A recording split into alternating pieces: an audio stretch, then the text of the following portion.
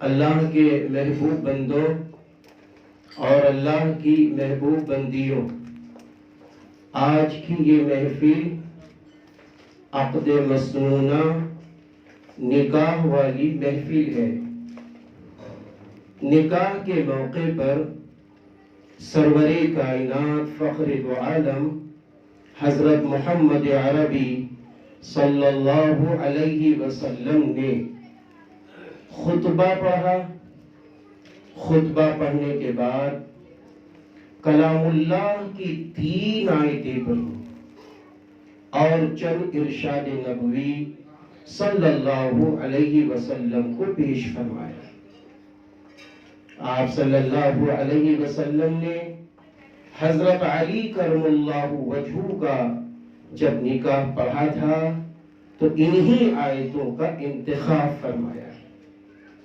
اس لیے نکاح کے موقع پر خطبے کا پڑھنا، کلام اللہ کی وہ 3 آیات جن کو میرے اور آپ کے محبوب نبی نے پڑھا اس کا پڑھنا، اور چند ارشاد نبی صلی اللہ علیہ وسلم کا سنانا سنت ہے۔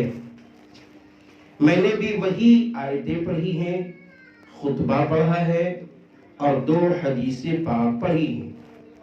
نکاح کے موقع پر 2 چیزیں ضروری ہیں، 2 چیزیں فرض ہیں۔ نمبر 1 ایجاب و قبول کا ہونا، نمبر 2 گواہوں کی گواہی دینا۔ ایجاب کہتے ہیں کہ جب وکیل صاحب یا دلہن کے والد محترم یا دلہن کے بھائی صاحب اپنی بہن سے، اپنی بیٹی سے، یا وکیل صاحب دلہن سے اجازت لیتے ہیں۔ اجازت یہ لیتے ہیں کہ میں آپ کا نکاح فلاں کے بیٹے فلاں کے ساتھ جو رہنے والے فلاں جگہ کے ہیں ان کے ساتھ اتنے روپے مہر مؤجل یا معجل، نقد یا ادھار کرنے کا ارادہ کرتا ہوں، کیا آپ اجازت دیتی ہیں؟ تو وہ اجازت جب دے دیتی ہیں جی، تو وہ ایجاب کہلاتا ہے۔ اور پھر اس کے بعد گواہوں کی موجودگی میں، وکیل صاحب کی موجودگی میں قاضی صاحب اسی اجازت کو دولہا کے سامنے پیش کرتے ہیں اور دولہا صاحب اپنی اس شریک حیات کو قبول کرتے ہیں۔ اس کا نام قبول ہے۔ میرے بھائیوں، میری بہنوں، میں ایک بات ضرور کہوں گا، دلہن ایک لفظ میں کہتی ہے جی، اس لفظ جی کے بعد اس کی زندگی میں تبدیلی آتی ہے۔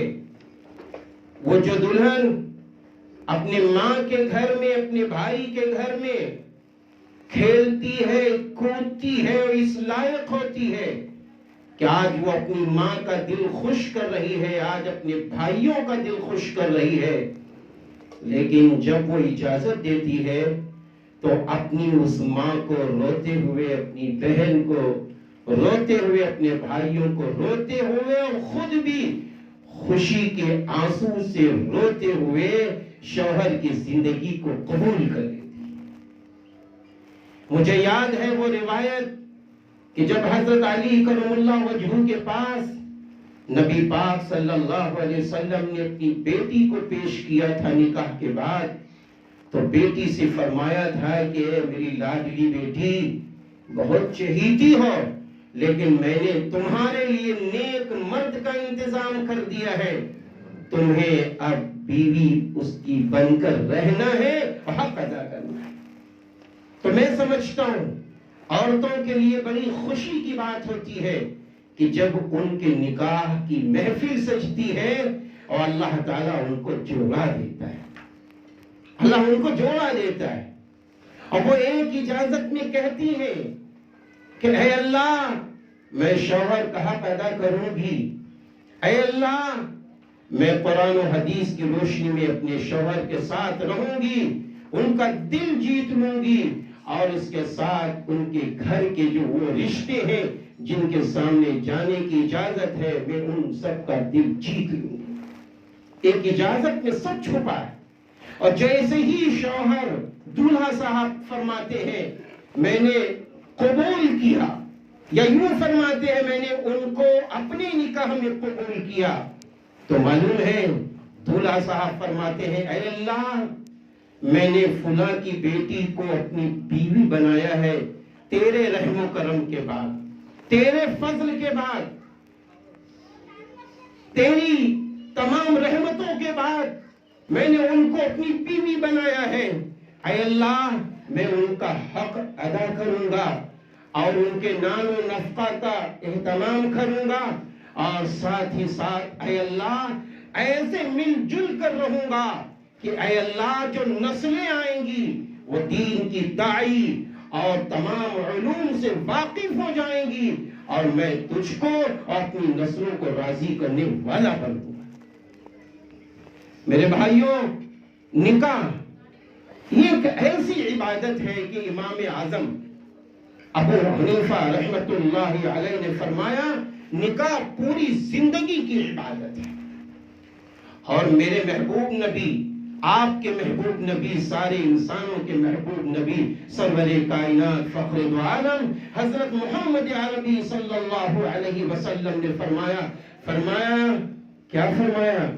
نکاح جب کوئی شخص کرتا ہے تو اس کا آدھا ایمان محفوظ ہو جاتا ہے. میرے بھائیوں ذرا غور تو کرو، نماز کے لیے میرے نبی نے نہیں فرمایا کہ جو شخص 5 وقت کی نماز پڑھتا ہے تو آدھا ایمان محفوظ. حاجی کے لیے نہیں فرمایا کہ جو حج کر لے تو آدھا ایمان محفوظ. روزداروں کے لیے نہیں فرمایا کہ جو روزہ رکھ لے تو آدھا ایمان محفوظ. قربان جاؤ اس محبوب نبی پر جو چھپی ہوئی امانت دولہا کو اللہ دے رہا ہے، اور دلہن کو چھپی ہوئی امانت اللہ دولہا کی شکل میں دے رہا ہے. اور اس کے بعد میرے محبوب نبی فرما رہے دولہا صاحب نکاح ہوتے ہی تم نے اپنی زندگی میں آدھا ایمان محفوظ کر لیا.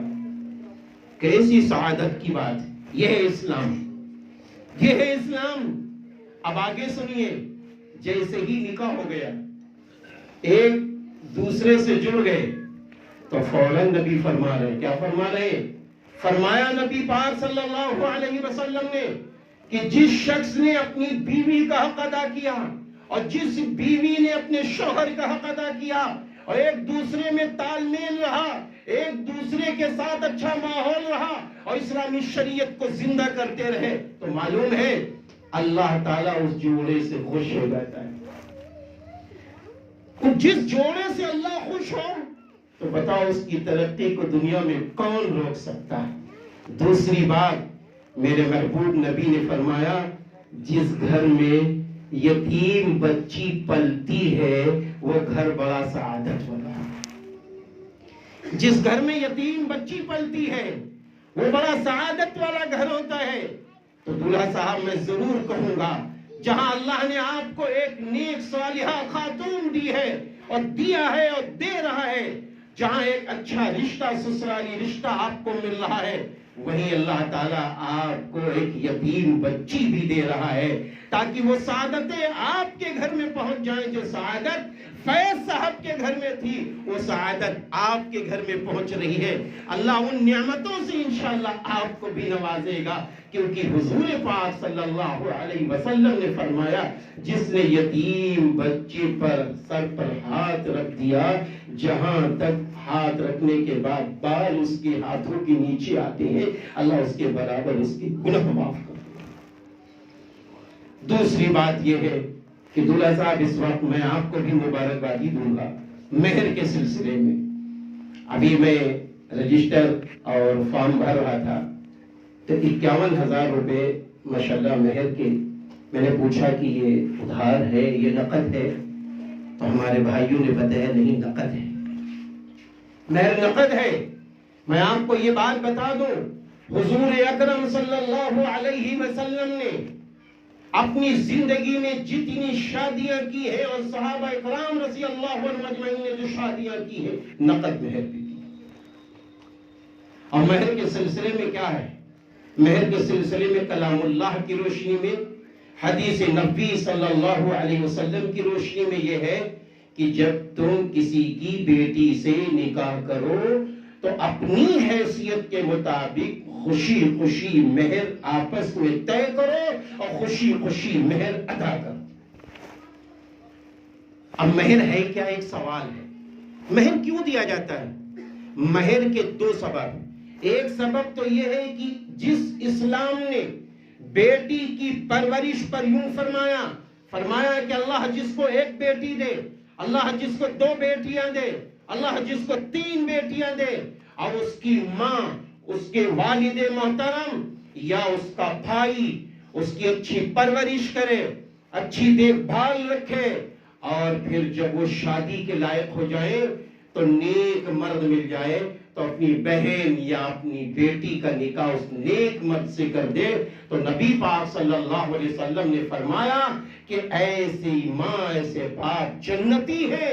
اور دوسری روایت میں ہے فرمایا ایسی ماں اور ایسے باپ جنت میں مجھ سے اتنے قریب ہوں گے جیسے دو انگلیاں۔ میرے بھائیوں، یہ ہے بیٹی۔ لڑکوں کے متعلق یہ روایت نہیں ہے جو بیٹیوں کے متعلق ہے۔ دوسری بات یہ ہے کہ مہر کے سلسلے میں نبی پاک صلی اللہ علیہ وسلم نے جو فرمایا کہ نقد مہر ہو، تو آج ماشاءاللہ نقد مہر ہے۔ نقد مہر خود یہ برکتوں کا زینہ ہے۔ مہر ہے کیا؟ کیوں دیا جاتا ہے؟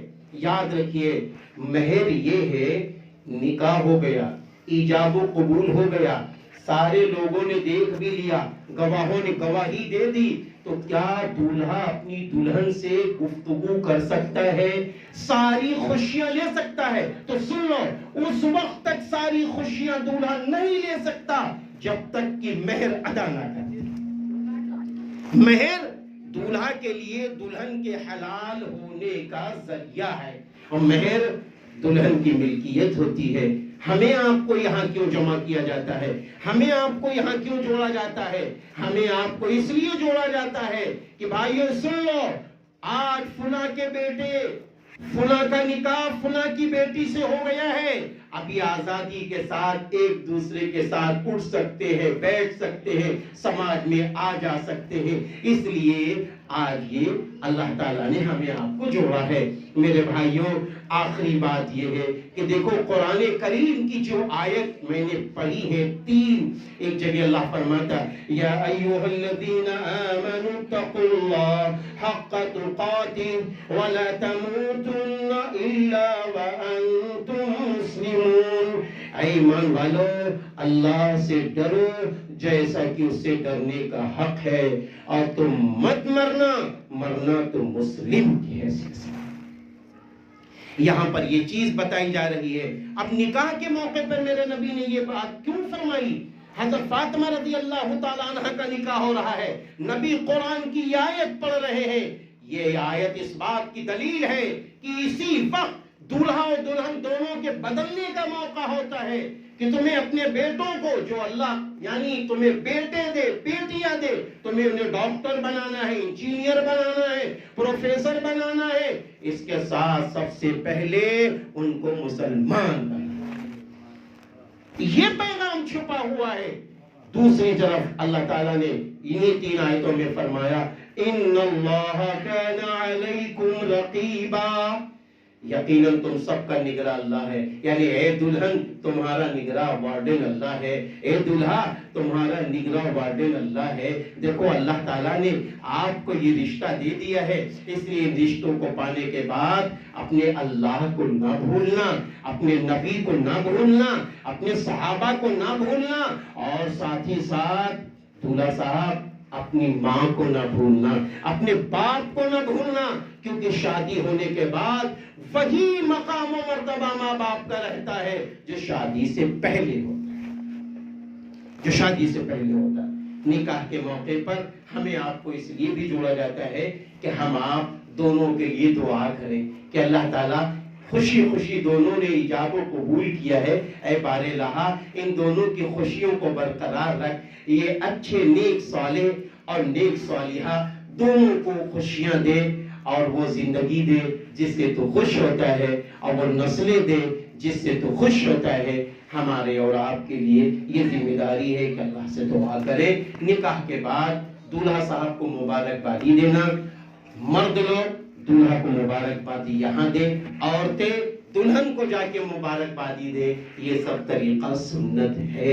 اور اگر چھوارے ہیں تو یہ بھی لینا دینا، یا اگر کوئی بے ادبی نہ ہو تو ان کو لٹانا بھی سنت ہے. اللہ میری بھی مدد فرمائے، آپ سب کی مدد فرمائے، آج کی اس نکاح کی تقریب کو قبول فرمائے. وما علینا الا البلاغ. اعوذ باللہ من الشیطان الرجیم. بسم اللہ الرحمن الرحیم. الحمد لله نحمده ونستعينه ونستغفره ونؤمن به ونتوكل عليه ونعوذ بالله من شرور أنفسنا ومن سيئات أعمالنا. من يهده الله فلا مضل له ومن يضلل فلا هادي له. ونشهد أن لا إله إلا الله وحده لا شريك له ونشهد أن محمدا عبده ورسوله وصلى الله عليه وسلم تسليما كثيرا كثيرا.